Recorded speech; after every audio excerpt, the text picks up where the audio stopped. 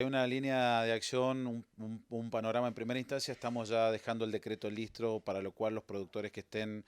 con emergencia, con daño, que tengan el certificado, se los va a liberar de la deuda que se genera con los plantines de tomate, los plantines que se entregaron de pimiento y los plantines de durazno, que bueno, que eso si bien tiene vencimiento en junio,